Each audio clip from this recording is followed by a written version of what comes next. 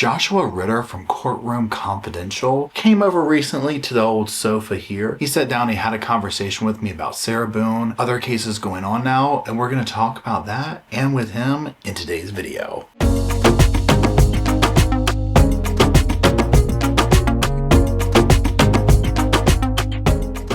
Hello, Sub Squad, and welcome back to the sofa. Sofa's back there.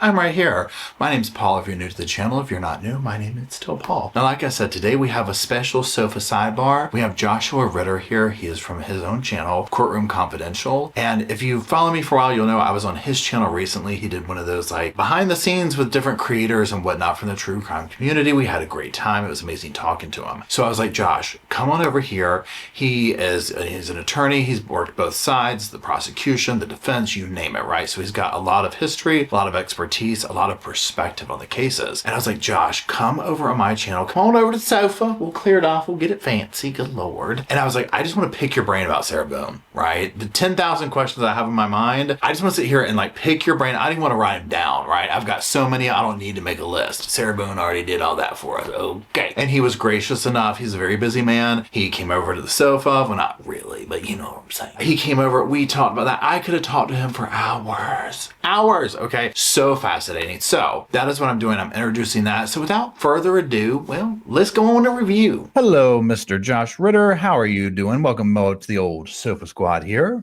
I'm doing very well. Thank you so much for having me. This is fun. I've been looking forward to this. Hey, I'm glad to have you over here at the sofa, and I appreciate you taking time out of your busy schedule to come over here. So recently, for people who hear the Sofa Squad don't know, I was on Joshua Ritter's channel. He has this wonderful series where he's been interviewing a lot of creators, find out who they are, this, that, the other. He also offers his own, professional opinions on the cases. And tell me a little bit about your channel, your credentials, as we call them over here.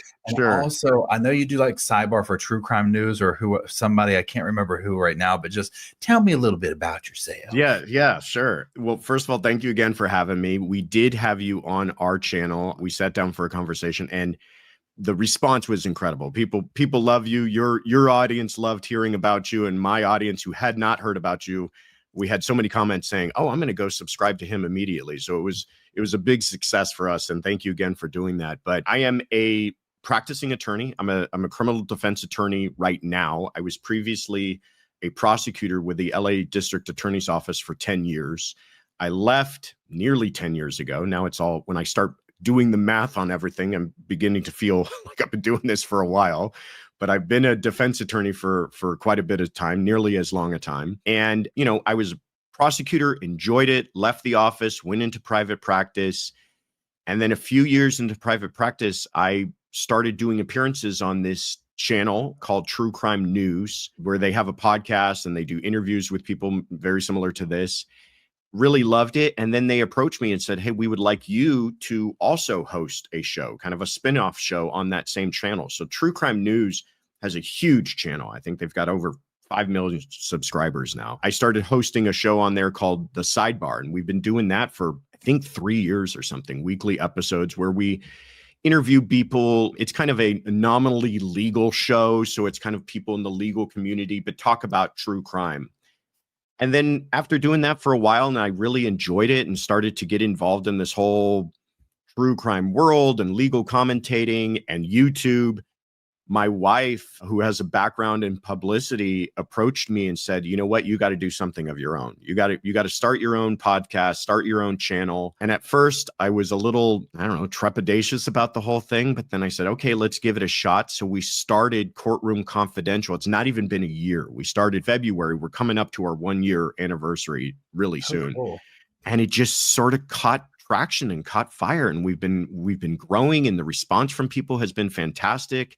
And I'm loving it. So I do still host the Sidebar on True Crime News, but then the main thing I'm kind of working towards and pushing is our own channel called Courtroom Confidential, which we do a weekly recap show every Friday where we just kind of touch on all of the cases that have taken place that week in true crime. But now we're starting to add new stuff. We're starting to do, like, every Wednesday night, we do a live show. And on Mondays, we do these conversation series like that you were on graciously. And the response, like I said, has been fantastic. The true crime community is a bunch of really wonderful people, and they're very enthusiastic about this, and they're all very kind to each other. And so we've really grown to love the community and being a part of it and growing the channel. It's just now I'm trying to find, the few short minutes when I can actually sleep between being a lawyer, doing the YouTube. I've got 3 little ones at home. I'm very busy. It sounds like it. It sounds like it. Wow. Well, I'm even more honored to have you taking time out of the day to come hang out on the sofa over here. Good Lord Almighty. You got so much going on. And yeah, and I appreciate, again, you coming on here and your insights. And you definitely can tell that you enjoy doing this, and that comes through. You have a great personality for it. When you said your wife has a background in publicity, I was just like, that's what I was like, I could tell that it's all connecting the dots now. And I'm like, okay, so that's his wife who does the bookings, and she's so professional, and she's like, boom, boom, boom, boom, boom. Yeah, she puts on that publicist hat, and it's all business. Yeah, right. And it's everything's very polished looking. I'm just like, oh, thank you. Maybe one day the sofa could look like that.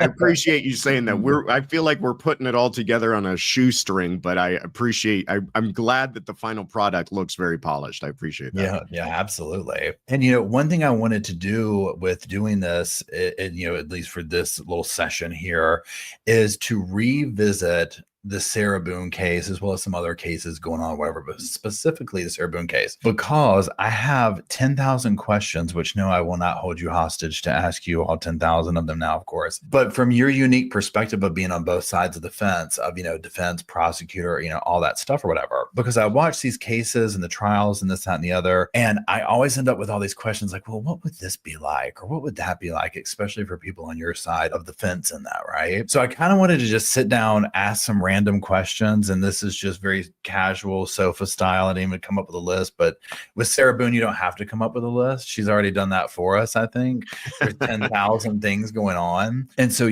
so Sarah Boone, for those who haven't or might not know it or whatever, especially here at the channel, you probably do. You might have met me through that. Yeah, Sarah Boone is currently serving out a life sentence in prison. She convinced or did something, manipulated her boyfriend, George Torres, into a suitcase. She left him in there overnight.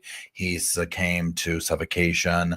She videotaped it. Apparently, she did not remember this in a drunken stupor, and there was tons of evidence. She drugged this out in court for years and years, and eventually it went to trial. She turned down a 15-year plea deal. She got a life sentence. That's the 60-second, very quick overview. So one of the first things, and again, you can wear both hats when you answer these questions, and I might say, well, from a defense perspective or from a state perspective, and even that, let's maybe start with the prosecutor hat on. This case comes across the thing. You meet this person and you start seeing the process of elimination she's going through with her attorneys. This is a problem. Number one, have you in your professional career dealt with a Sarah Boone of your own? And or what do you think when you start seeing this as a prosecutor of, okay, they're writing, all these letters and they're doing this and they're firing attorneys. Where do you go with that? I have never dealt with a Sarah Boone. I think she's a 1-for-1. Let's hope. I've dealt with very difficult defendants as a prosecutor. I've dealt with people who wanted to represent themselves pro per. I've done trials with defendants who are pro per. And for the most part, it's an absolute nightmare. It's just everything is that much more difficult because you're dealing with, it's not even just that the person's not a lawyer and doesn't understand the law. It's that they don't understand kind of the process and just at what point do certain things happen? When should discovery be turned over? What are they entitled to? And so it turns, a lot of arguments take place that are not necessary. If a defense attorney who knows what they're doing were involved, it would be a much smoother kind of lead up to the trial. So I imagine the prosecutors, and you could see this through the judge, certainly, they were all just losing their minds, pulling their hair out with exhaustion, dealing with her. And then she's just burning through attorneys. I mean, I've never seen anything like that. I think the judge showed incredible patience with allowing it to take place as long as it did with the amount of attorneys she went through. And finally, he said, no mas. He was like, enough's enough. I'm not just going to continue to supply you with lawyers. It's obvious here. The lawyers aren't the problem. You're the problem. And so the judge made this really, at the time, I felt bold yet controversial decision to deny her appointed counsel. He said, you've effectively waived your right through your actions to have counsel, which is a constitutional right to an attorney. So he took that away from her by her own conduct and said, you're going to represent yourself, unless you can hire somebody. He can't prevent her from having an attorney, but he was no longer going to give her one on the taxpayer dime. Finally, she, as we all know, she sent out that incredible advertisement asking for an attorney. She got an attorney, which I think actually was a saving grace to everybody, because I think the trial went more smoothly, and quite frankly, more smoothly for her, even though she was convicted. But yeah, the lead up to all of that, I can imagine the discussions and the amount of aspirin everybody was taking just to deal with the headaches that she was causing them must have been exhausting. Oh, I'm sure. I can only imagine. And now on that note also, so a couple of things. Number one, did you consider applying for the job when she put the help wanted? Not in a million years.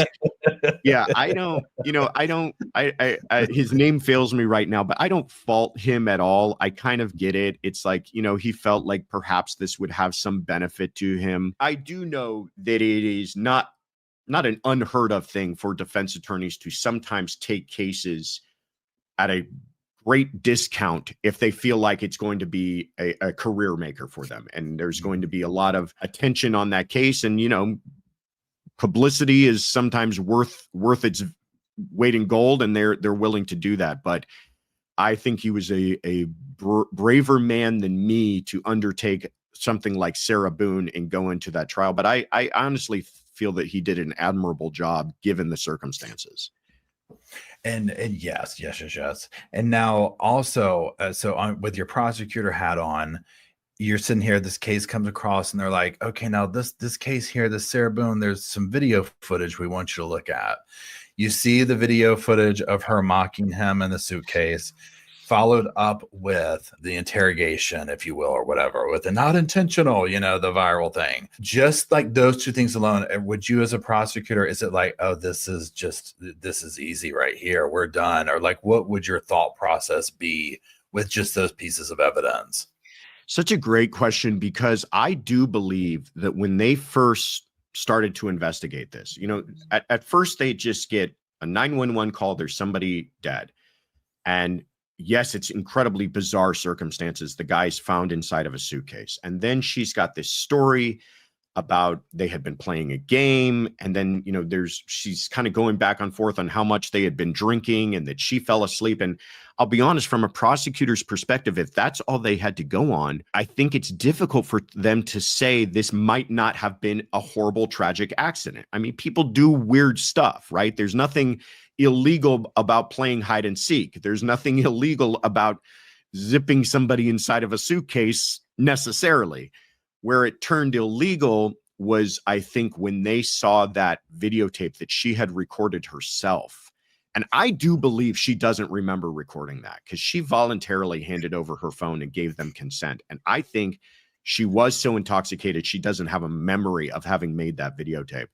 But when you see that, I think an absolute switch went off in the prosecutors' heads, and they said, okay, this is no longer a mistake. This is at best gross negligence, and therefore in the realm of a manslaughter or second-degree murder, or even worse than that, it might be she conscientiously knew she was harming this person, and he's begging for air. I mean, this is somebody begging for their life, and she's laughing at him, and then, according to her own admission, goes off and falls asleep. So I can understand there were probably some difficult conversations within the prosecutor's office, and a part of me wondered, were they overcharging this? But, they made her, like you pointed out earlier, they made her a really fantastic plea deal before trial began. She didn't want to take it, and then it was game on. And I felt they did a really good job of explaining how this was not a mistake. This was not, this contrived self-defense. This was a person who heartlessly watched another person beg for their life and then just went off to bed and went to sleep. Yeah. And on that note too, that's another question I've always had, is on the plea deal that came up. And I'm sure each thing is unique, whatever. We saw the day of the trial, whatever, the state gets up there and like, hey, this is it before we start. 15 years, it's very public. Do you want it? Obviously, we know what she said. In the process of plea deals, like, and I don't know if there's a standard or whatever, but so for example, before this all happened, they see everything. Do you think that it was a scenario where they go to her and say, look, we'll offer you 25 years, blah, blah, blah, blah, blah. And then as it went on and closer, they dropped that number down to just kind of plea it out? Or do you think it was 15 years from the get-go? They weren't going to budge. They offered it on the day of trial. She said no, game on. I think it was probably more along the lines of there was an ongoing negotiation. That's usually, and I'm only saying that because that's usually the way it works. We will never know because plea negotiations are always kept confidential. But I imagine that early on, she probably had some sort of plea offer from the government. That's usually the way it works, is you have an offer almost from the onset, a way to early dispose of the case. If you want to take this early on, here's a good offer for you. And then as things progress and the evidence is developed and they understand the strength of their witnesses, it may go up or down. I mean, I've seen cases where they'll do a preliminary hearing and hear from a witness and the prosecution's like, we are not as well positioned as we thought we were, and they might drop the offer. Or the reverse, they hear from witnesses and they go, this case is stronger than we thought, and if they testify this way at trial, we're definitely going to win. And their offer could go up. They could say, listen, this is your prelim offer, this is your early disposition offer, and if you don't take it, it's going to go up. And sometimes it does. But kind of the tried and true thinking is that the best offers sometimes come on the eve of trial. And that's like a last ditch effort to avoid the work and the undertaking of a trial. Because even prosecutors know with the strongest case, there's always a chance. There's always a chance a jury's not going to see it your way, or a few jurors won't see it your way. And now you're looking at a retrial on a hung jury. So they likely, I think the offer that she got before trial began was probably the best one that they ever received. And I think they purposefully put that on the record in open court, knowing that she would hear it and kind of everybody else would hear it, knowing, hey, she was given a heck of an offer before we started this whole thing. Yeah, when they did that, offer her the 15 years. Now, watching it, I was like, okay, we've kind of learned Sarah. I don't think she's going to take it. But I mean, I was like, this is a sweet deal, sitting from her perspective, because, she had done so much time already. And it's like, and now she's sitting on a life sentence. It's like, okay. And on that note too, so appeals, things of this nature, she is obviously, this is a standard. This is nothing shocking. Anybody does this, right? The appeal process has started. What are your thought processes from both perspectives, state or, prosecution, defense, all that kind of stuff? Do you think that their elements are there, especially with the uniqueness of the judge, saying that you're not going to, you've exhausted your lawyers, we're not doing this? Do you think there's something there for a proper appeal? I think she will make those arguments. I think she will bring those issues up on appeal, but I cannot, as I sit here right now, think of anything that I feel really has legs to it. Probably if she had headed into trial without a lawyer, not being able to afford one, and the judge denying her one, she might have had a really strong argument, because then that judge's decision to deny her that constitutional right to an attorney would have come squarely into question. But that kind of was cured by the idea that she did have an attorney. And I feel like that attorney did do an adequate job. I know that attorney feels like he was pushed to trial quickly. He had asked for more time initially when he got assigned. I don't know why I'm blanking on his name. I apologize for that. But Owens. Yes, Owens asked for time. And the judge said, no, you knew signing up for this, trial was starting. And if you're going to take this on, you have to be prepared for trial. That might present some issue on appeal. But again, he put on a very good trial, given the circumstances. So it's hard to say that he wasn't adequately prepared. But this judge, I really feel, did such a good job in addressing most of these issues and avoiding problems. And the biggest example I can point to of that is the idea that they allowed all of those arguments regarding self-defense and battered spouse syndrome to come in. You remember there was that moment where There was a hearing on whether or not that would even be allowed in. And they were concerned with this idea of like a predicate act, this, that what was it? What did he do? In other words, the victim, Torres, do that actually caused her to respond in a way of self-defense? You can't claim self-defense unless the other person's doing something first, right? Unless the victim has acted in some sort of way. So what was that act that he took? And there was that testimony about his hand reaching outside of the suitcase, and the idea of whether or not she hit his hand with a bat or something. And the judge made a decision. Okay, I feel that's enough. It's slim, but I think it's enough. I'm going to allow you to argue it, and I'm also going to allow you to argue battered spouse arguments.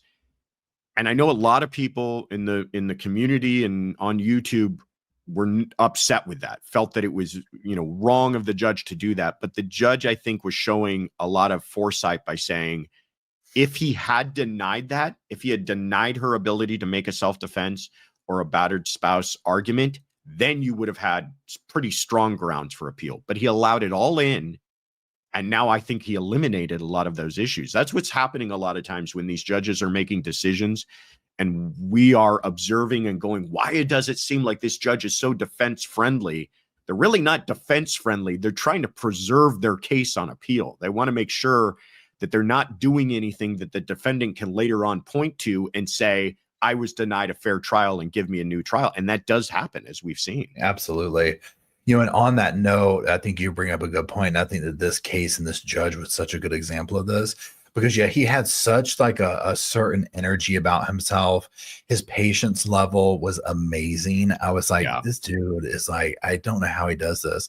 And the way he dealt with Sarah, the way he, the whole 9 yards. So like you said, him allowing that up there and basically being like, this is completely transparent. We're putting all these up here. We're letting her have her moment every little 5 minutes that she wants to do a letter.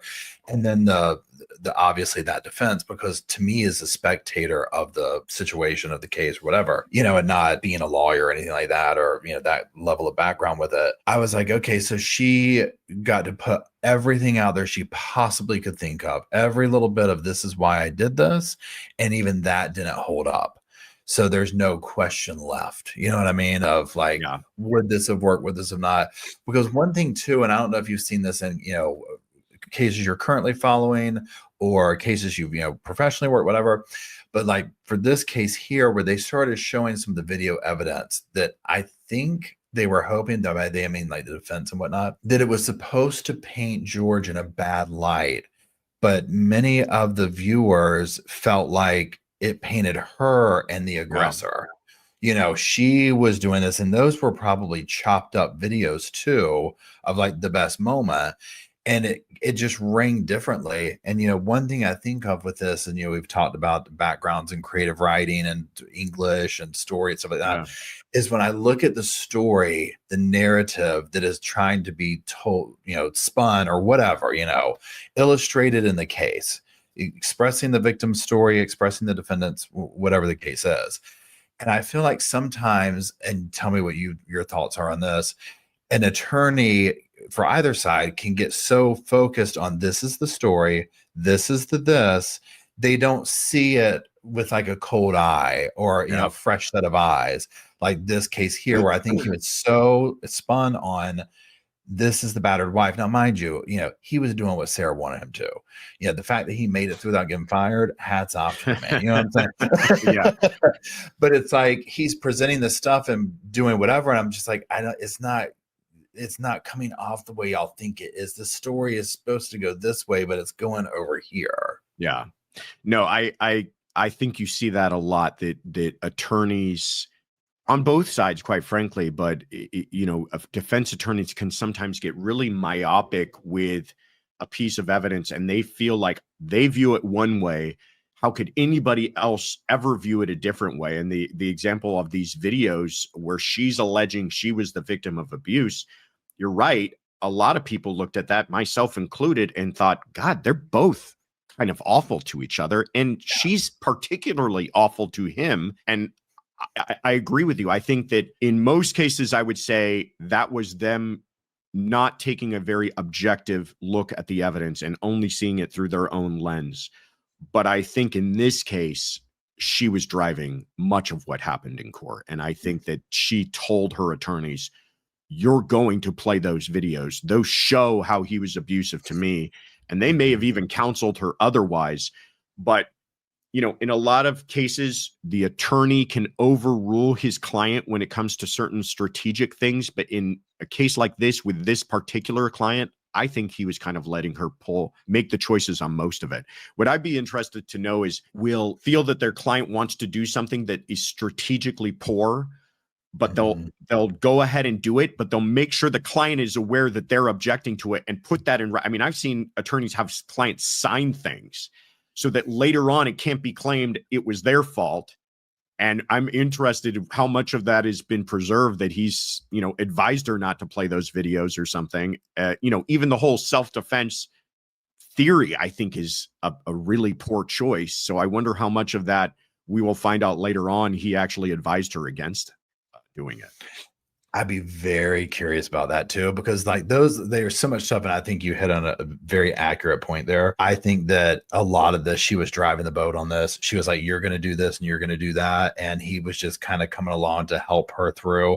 Because in one interview, he said he thought he was going to take this on and negotiate a plea deal.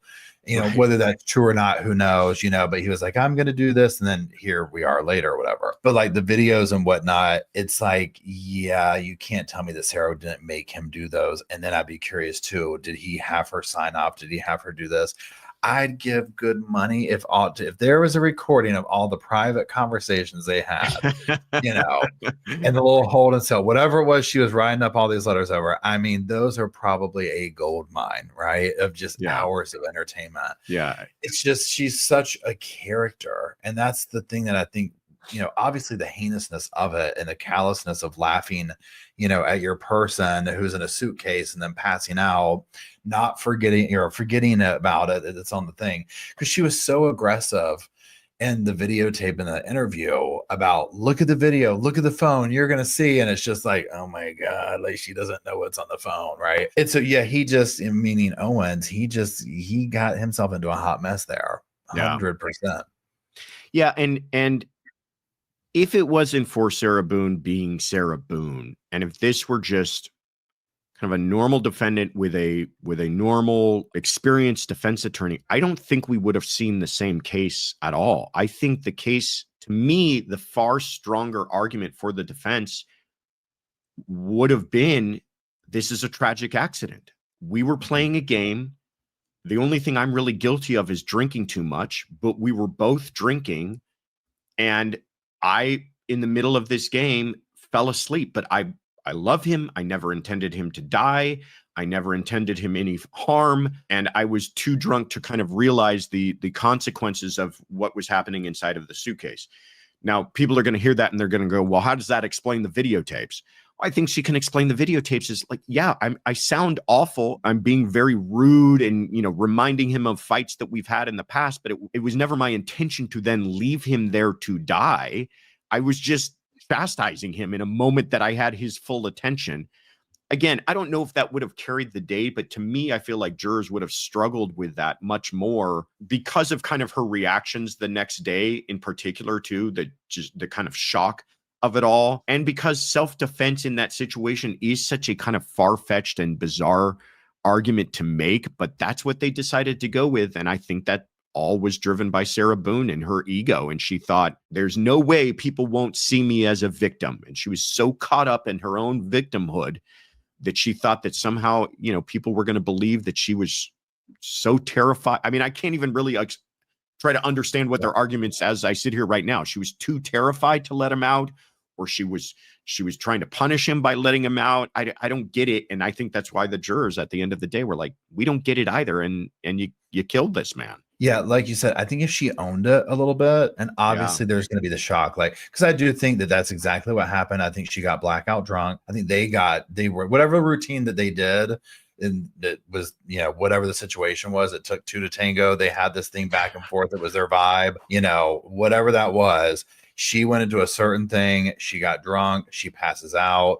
She wakes up. Oh my gosh, what happened? And she went into immediate like cover up mode, but cover up mode in the I'm going to go to the other side and I'm the victim of this. I'm Yeah. the, and trying to do that. And then it just all fell apart from there. The police interviews, the this, the that, the other, whatever, and here we are. Now, as a defense attorney, how does it work in a Sarah Boone situation, or even someone normally? She's an exaggerated figure in this, I guess. You're working with a client, you start getting these hateful messages and mail. You don't call me, you don't come see me, you're doing this. She's writing the judge, he's a horrible attorney. He lied, he did this. How, as an attorney, number one, I guess my first thought is it like an unspoken thing that in the courtroom setting, everybody knows, we know you're doing your job, but we have to go through these motions? Or is it like, well, Mr. Ritter, what are you doing? Sarah says you lied to her 5 times and, stole her purse and, what's going on here? Like, how does that play out when you're having those hearings and your client is over you and wants to get rid of you? I think it's, for the most part, I think you're right that the judges understand and prosecutors understand that this was probably just a lot of complaints that aren't really founded on anything. But it's a little different when you've got private attorneys and appointed attorneys. Private attorneys, if you're unhappy with your attorney and you feel like he's not returning calls and not doing anything, and you make that complaint to the judge will say, well, fire him. Mm-hmm. You're the one who employed him. Fire him. Hire somebody else. You're not tied to this person. Where it becomes an issue is when it's an appointed attorney and now they're trying to get the judge to appoint them someone else. What they'll do in those situations is they'll have closed door hearings. They'll literally clear the entire courtroom, close the doors, and they have a hearing with just the defendant, their attorney, and the judge to hear all of these complaints, because a lot of the complaints might concern attorney-client privileged information. And then the judges will make a decision. Is this attorney not adequately representing this person, or has the relationship broken down so much that I have to actually appoint another, taxpayer funded attorney for this person? And I think in a lot of these cases, it didn't even get to that point because the attorneys filed their own motion saying, I can't work with this person. I can't, I have to withdraw. But, especially for public defenders and appointed attorneys, they are constantly getting complaints, and I feel bad for them because I deal with it to a lesser degree, but many times clients feel like they're your only client. There's, why aren't you at the jailhouse at all times? And they have no understanding that I got a lot of other people who've got really serious problems too, and I got to deal with them, and I'm trying to help you out, and it's going to take a long time, but I can't be sitting here holding your hand for every minute of it. But she was beyond anything I've ever seen or experienced before, and I think it just speaks to a much more ingrained part of her personality that we saw come out in trial. I want to ask you a couple of questions about some other cases going on right now, or like what you're following on your channel and whatnot. Yeah. One last Sarah Boone question. So like, she's in the appeal process. She's already started, the letters are coming in. They're a little bit more professional and typed and this type stuff, whatever. Do you think in the appeal process that she will find a way to drag this out in the way that she was able to in court? Because I guess my thought process is she's convicted now. She's going to have a very different experience, even incarcerated, jail versus prison, that dynamic, how that works. Now she's been convicted. Is she going to have her Sarah Boone way, or is the court system going to be very much more swift and be like, boom, boom, boom? Nope, you can write all the letters you want, but guess what? What's done is done. Here it is. And this is why. Well, one, it's just going to take longer naturally. It's just the appeals process kind of drags along, and that has to do with kind of a bottleneck effect where, you've got so many appeals, but they're only heard by certain judges, and those judges only sit at certain times throughout the calendar year. There are only so many appellate attorneys. And so it just, everything kind of comes to this bottleneck effect of slowing down. The other part of it is it's kind of her dime at this point, right? She's in prison for the rest of her life. So if she wants to drag this whole process out, have at it. There's plenty of people who are in prison that are begging to have their cases heard sooner so that they can try to get out. So if she wants to drag it out, fine. But her ability to cause as much of trouble and a mess is greatly diminished because she's not in a trial court. So she's not making appearances in front of judges. A lot of this will just be through correspondence. She is not in as much contact with her appellate attorney as she was with her trial attorney, because they don't need to be. They're not really concerned about what she has to say. When it comes to the appeal, it has to do what took place in trial. So they're looking at transcripts and motions. They don't really care what she's trying to tell them otherwise. They have to make their arguments based upon that. So, I'm sure we will hear now and then letters from her and complaints that she's made, but it's kind of, she's much more barking into an empty room than she was before. Interesting, which I think will probably be better for everybody. Yeah. For all of our collective mental health. Yeah. I know, right. And now, so on that note, like on your channel or personally, whatever, are there any specific trials and cases that you've been following lately or keeping your eye on or upcoming? All of the usual suspects. We tried to cast a pretty wide net on our channel to kind of update everybody on things that are going on. Trials that we followed currently closely, ASAP Rocky. LA's been very busy. So there was the ASAP Rocky trial that's still ongoing here in Los Angeles. Just concluded was the trial of David Pierce. He's a man that was accused of drugging 2 women and dropping them off at separate hospitals. They both ended up dying. And at trial, 7 other women came forward who were survivors of sexual assault at his hands. He was just convicted of 2 counts of murder and 7 counts of rape. So it was a horrible, horrible case. And I actually have a connection to that case in that I was a victim's advocate for the husband of one of the victims. So I've been involved in that case from the very beginning. And then there's the case of Monica Cimentelli is taking place here in Los Angeles. She is the wife of a very successful and famous hairdresser in Los Angeles. And she started an affair with her racquetball coach and ended up conspiring with him, according to the government. They snuck into his home while he was home alone and having a drink out on his patio and stabbed him to death. And that's a horrific case going on right now. But I think of the cases I'm looking forward to, Corey Richins is fascinating to me. The Utah mother who is alleged to have drugged her husband. Obviously, Karen Reed. I know it's Karen Reed part 2, but I'm kind of fascinated to see what's going to happen the second time around. I was law partners with Alan Jackson for when I first left the office. Him and I were law partners, and I've known him when I was hired as a DA. I was his law clerk to begin with, so I've known Alan for a very long time. And then Donna Adelson and Brian Koberger, and there's the 2025 is going to be wild. And so there's a lot of stuff that we're following, but I try to this year, if I have the time, maybe kind of do some more in-depth on certain trials as they're happening. But we try to just kind of, give everybody some updates on everything as it's going along. Yeah, which I think is great, to get that perspective and all that. Yeah, it's crazy all the trials that are starting to come to happen and whatnot. Of course, we'll see what takes place like on the threshold of them and whatnot. Somebody in the live chat, I've been streaming the Megan Boswell trial on my podcast channel. Oh my God. That one's great. I might actually try and go to that one because it's maybe 5 hours away from here. I just have to see how next week pans out. That one, it's so heartbreaking.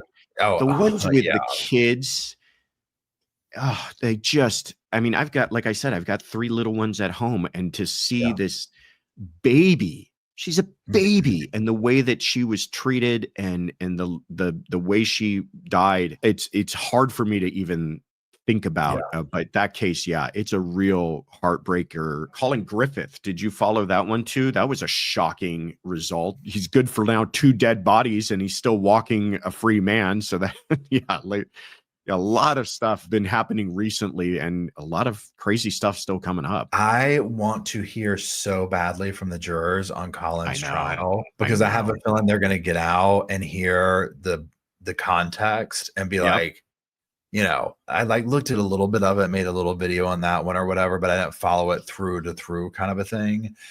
It's my gosh, right? It's just, I fear if he moves in with another family member, if he doesn't have any kind of treatment or like anger management or something.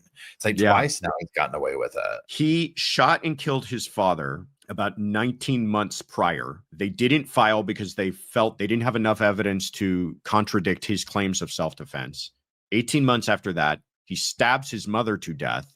again claims self-defense. And in the trial with his mother, the jurors are made aware that he had shot and killed someone before, but they're not told that it was his father.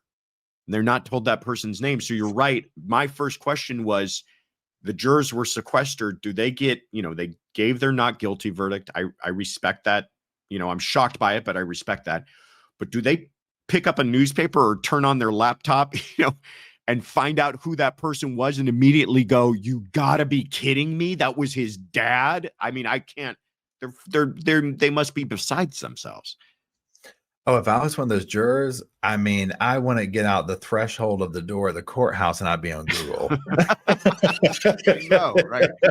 The second the judge says you're dismissed, you're pulling out your iPhone and going. I'd already be powering up in the jury box. I know. I would be powering up in that jury box. Let me tell you what. And yeah, I mean, some of these things, and if you look at both sides of it, I can understand where they want to isolate down to the exact moment, the exact crime. This is the context of this thing right here. But then I also feel like context is important. You know what I mean? And it's like, yes. This is one of those things where I'm just like, look, I mean, this is not even 2 years later. Here we are. What's going, is this kid going to get some help at least with him being on the streets and whatnot? Like, what's going to happen? Yeah. Like, no joke. What if he does do something violent towards somebody again? I mean, it's a nightmare to think about. Well, I'll tell you one thing I'm curious, though, with that case, too, is the case with his dad. He was never tried. He was arrested, but they never charged him. So jeopardy hasn't attached. They could reopen that case. I wouldn't be surprised. I think that took place in Oklahoma. I wouldn't be surprised if those investigators are dusting off that file and taking a real good look at it and saying, you we're not letting you get away with this twice, and maybe you could revisit. I mean, they could bring charges for him in Oklahoma. He could face that trial, which would be, again, a very bizarre situation. Oh, yeah. Completely. Yeah. Today, like kind of switching gears back to Megan Boswell real quick, and then I'll let you get back to all your things you got going. We were watching that, and her father got on the stand. Well, they had the officer, and they had this whole thing that went down with some video footage and all this type of stuff. So long story short, they end up showing part of her interview with the police. Why? This is back to our conversation about the defense and videos and stuff. Why on earth the defense would even want this shown in any portion to the jury members was beyond me. And I feel like some of what's going on with this case, the more we learn about it, is that discrepancy in what story is being told and how it's being perceived by jurors and whatnot. But her dad got up there, and it was very clear that a lot of the viewers, myself included, had this mental image of maybe how Megan's family life was and the surroundings, and they're showing drone footage of her grandmother's house where the remains were found, and this is a very nice piece of property, and it's taken care of. Well, then, and so it's like, I thought this was, I was expecting something completely different. And then they show her dad owned a trailer park, and he let her live in one of the trailers because she was too messy. He said she kind of had to go. She was causing problems in my house. She was not keeping clean. So he puts her in a trailer over there. And I was like, oh, so the dad, he owns a trailer park. I mean, this is probably a big cash cow, right? He's, okay. So I didn't think that they had money like that probably. Yeah. Then they show the trailer that she was living in, and the dude who had to clean it up after, they had to gut the trailer. She had destroyed, I mean, it was disgusting. Oh, wow. I mean, dirty diapers everywhere. And the dude who cleaned it, he had to get on the stand. He was like, yeah, I've never seen anything like this. It's just that perception of the things where it's just, what do you say as a defense attorney, right? Yeah. And at the center of it is this little baby that she's now saying, oh, I accidentally rolled over on her, and my new boyfriend of a week went and disposed of her, who he's never actually met her. It's crazy. It's absolutely crazy. No, I agree with you. I had, maybe unfairly done the same thing where when I was first hearing the story, I wondered, I had just this image of somebody who was, probably very poverty stricken, probably, less educated, probably, a lack of resources, all of this kind of stuff that you try to imagine what would drive somebody to do something this nightmarish and horrific. But if it's being revealed that, hey, no, she had resources, hey, she had people supporting her, hey, she had alternatives than the choices that she made. That's a totally different story going in front of jurors. I'm wondering, as the defense, if she was living in these conditions and I'm wondering why they're not pursuing some sort of mental health defense here, because it's like maybe she was just incredibly troubled or diminished or something, that she couldn't see an alternative to the life she was living. I don't know, but from what I have heard about the case, and especially in regards to how the baby was discovered and the condition in which she was in, I'm just telling you, Paul, like, the law arguments, fine. Jurors see that stuff. They are not letting somebody walk out the courtroom a free person. Like, there's just no way jurors can see that kind of horror to a baby and be like, okay, well, beyond a reasonable doubt or whatever. I just emotionally, I feel like they just can't let that happen. 100%. And this one especially, I just feel like, because I was telling somebody in the chat today, I was like, my mind just keeps now going back to Megan's news interviews where she's giggling and laughing, talking about what baby Evelyn was wearing and how she loved baby Shark and all this stuff. And I'm like, you threw her away. I mean, it's next level. And she's sitting over there at the defense table crying and doing all this kind of stuff. And I'm just like, I guess that, we get these, not unreasonable, but we're human. So we have these expectations of what we expect to see out of a defendant or whatnot, or people's reactions. And I'm usually the first to say, look, I get that. I want to see someone be a certain way. But at the same time, we don't know how we would react in my so-and-so's missing, news cameras are in front of me, whether it's legitimate or you're hiding something. You know what I mean? Like, you just, you don't know. But and I'm curious now, I'll tidy it up with this question here for you. So if you're representing somebody and say it's something heinous like this, whatever, and I guess it could be case to case, but is it a scenario where you're like, do not do anything, you need to sit stoically at the table, you don't need to be crying, you don't need to look at the jury? Like, is there any kind of instruction that you have to give to a defendant in these heinous things, or something really bad, of like, it's best to just remain neutral? Or is it like, no, just let whatever's going to happen happen? Because with Megan, for example, most people are not buying the crying at the table and looking away from the pictures of Evelyn and acting this way. It's almost, to me, making it worse. Yeah, that's a great question. First of all, you will see if you're in court, and I encourage anybody who loves watching this type of stuff, go to court if you can one time. Like, there's something different about being inside the courtroom. But you will see where if there's some sort of pivotal thing that took place on the stand, you'll see 12 sets of eyes dart towards the defendant to see their reaction. Like, it's just a natural human thing to want to know how the person who's being accused of something, what's the look on their face while this is happening. So I always tell clients to be cognizant of that. They're going to be watched. So certainly things like sneering or scoffing or, reacting, I highly discourage. Tell people, dress appropriately, look respectful at the whole thing. But more than anything is if their reactions are genuine, if they're genuinely crying or they're genuinely putting their head down, I don't ever try to coach somebody, in other words, to react.